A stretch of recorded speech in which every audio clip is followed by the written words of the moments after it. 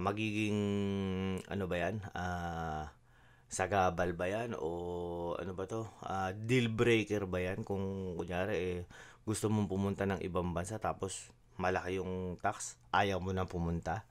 Eh,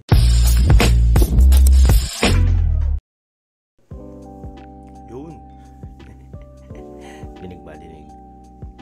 Meron akong bagong mic, oh. Manis. Wala lang. Ano yan? Nakakatapos ng maraming happenings, gawa tayo ng malupit na video, no? Meron akong mga nababasa palagi sa mga ano ko, sa mga post ko, mga sa videos, mga ganyan. Yung ano ba to? Oh, pangit naman dyan sa sa Canada, laki ng tax. Malaki naman talaga, Diyos ko. Ewan ko kung ikukumpara mo siya sa sa ibang bansa pa, sa Pilipinas lalo na, malit yung tax sa Pilipinas kung iano mo. Kasi nga, malit naman yung mga sahod. Dito kasi, kung ipapakita ko sa inyo yung yung ano ba to? Yung weekly, dito kasi ang sahod namin sa company namin, weekly sahod. Pero iba-iba, hindi naman sa pagka nasa Canada ako weekly lahat. Dito sa may highlight, bi-weekly sila. Every 2 weeks sila sumasahod, no. Pero malaki pa rin yung tax. Ano kasi yan, ang tax kasi dito, hindi tulad sa Pilipinas na yung pagpapatupad ng tax all across the Philippines. Iisa lang, ganun. Pare-pareho. Dito sa Canada, iba-iba. Kada province, alam niyo naman, napakalaki ng Canada, no? Kunyari, nasa Manitoba ka, ganito yung tax, ilang percent. Pag pumunta ka sa Alberta, ganun din. Pag pumunta ka sa Toronto, ganun din. Iba-iba yung percentage ng tax, no? Nasabi nga nila, no, laki ng tax dyan. Pero parang pare-pareho dyan. Pare-parehong malalaki. Sa UK hindi ko masabi, pero sabi nila malaki din naman daw yung tax dyan. Pero may justify mo ba yun na kunyari magiging ano ba yan, sagabal ba yan o ano ba to, deal breaker ba yan kung kunyari gusto mong pumunta ng ibang bansa tapos malaki yung tax, ayaw mo na pumunta? Depende sa iyo yan.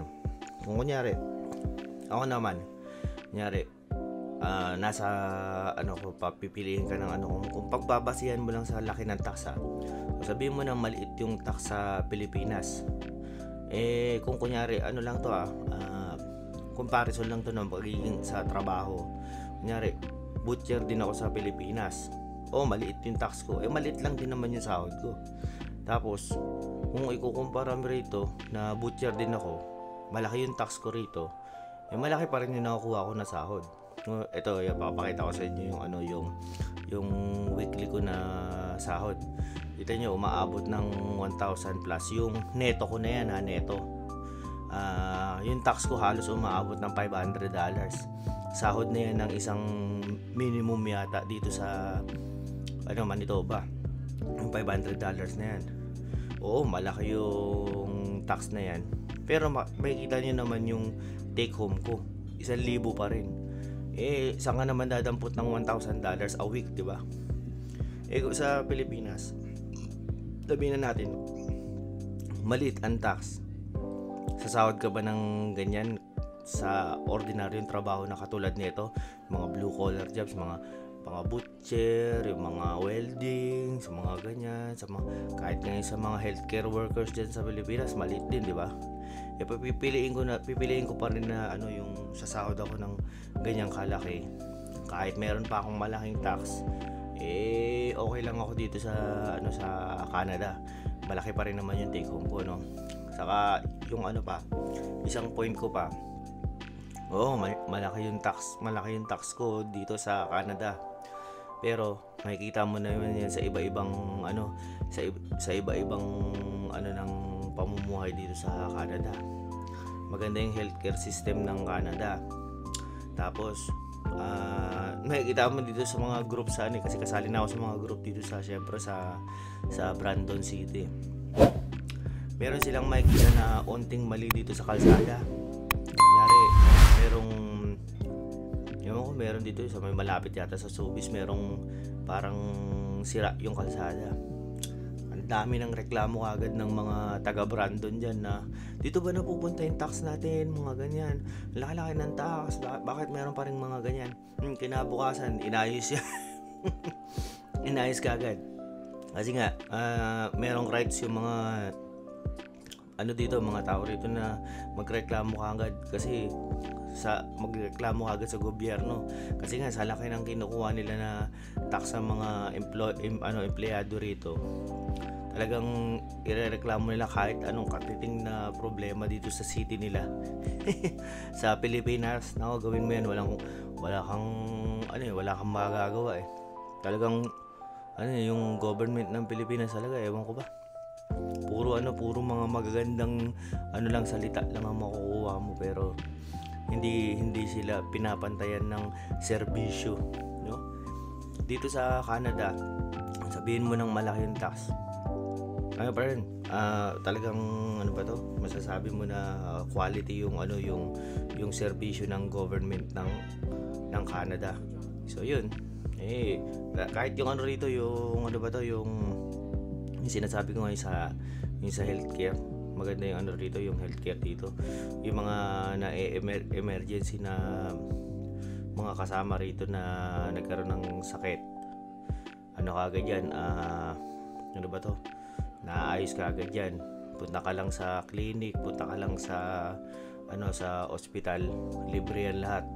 Walang tanong-tanong, libre yan lahat. Hindi tulad sa Pilipinas, pumunta ka sa mga public hospitals, magdadalawang isip ka tulad ako na taga Makati.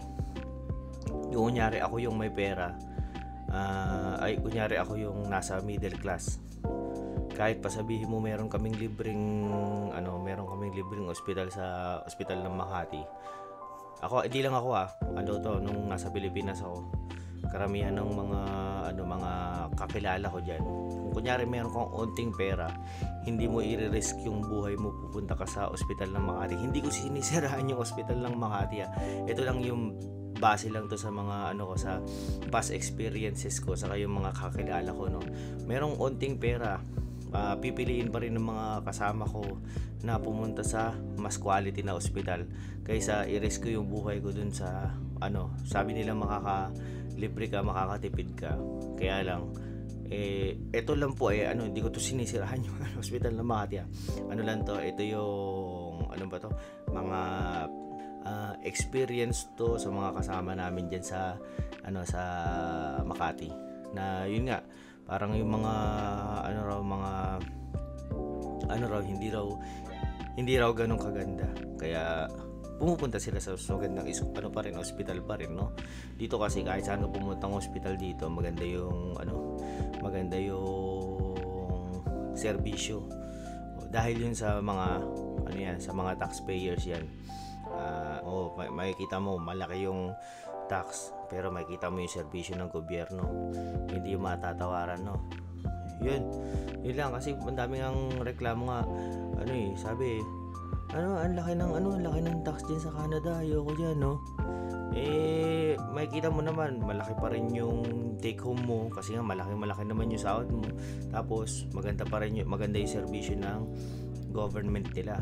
Hindi siya deal breaker para sa akin na kunyari sabihin mo malaki yung tax dito, tapos hindi na, kunyari sa Pilipinas malaki yung tax, hindi ka na pupunta. Hindi siya deal breaker para sa akin, no. Yun lang, mabilis ang video lang to kasi alam mo naman may sinusubukan lang tayong Mike, ganda no, parang pang subukan ko na nga mag-pod kasi hanggang ngayon hindi ko pa rin yun lang, mabilis ang video lang to about sa comment sa akin sa mga sa YouTube, no, about sa tax.